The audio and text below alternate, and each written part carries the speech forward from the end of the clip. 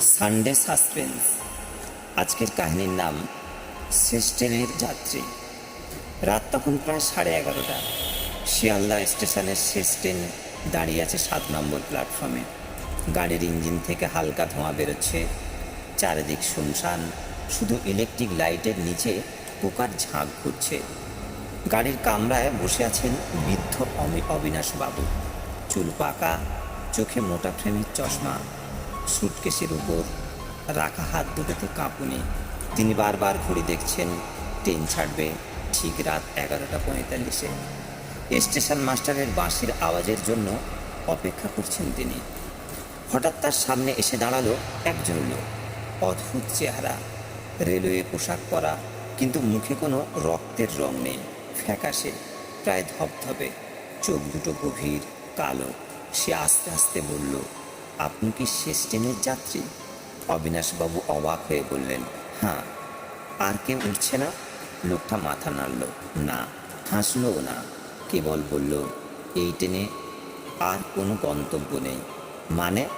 এ তো কৃষ্ণনগর লোকাল, শেষ ট্রেন, রাতের। অবিনাশবাবু বললেন কাঁপা গলায়। লোকটা এবার হেঁটে চলে গেল পরের কামরায়। তখনই বাঁশির শব্দ, সঙ্গে সবুজ পতাকা।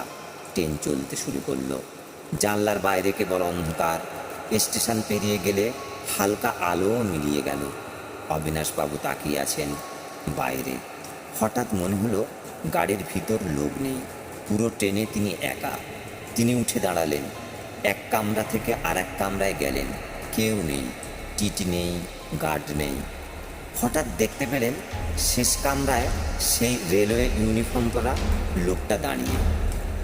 এবারও তার মুখে কোনো অভিব্যক্তি নেই, কেবল বলল, আপনি মারা গেছেন আজ সন্ধ্যায়।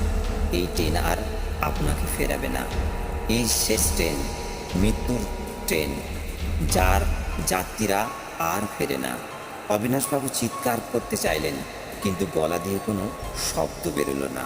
ট্রেন তখন অন্ধকার চিরে ছুটে চলেছে এক অনন্ত গন্তব্যের দিকে, যেখানে শেষ নেই, সকাল নেই, কেবল রাত। আর শেষ ট্রেনের যাত্রীদের থমকে থাকা দীর্ঘশ্বাস। সমাপ্ত।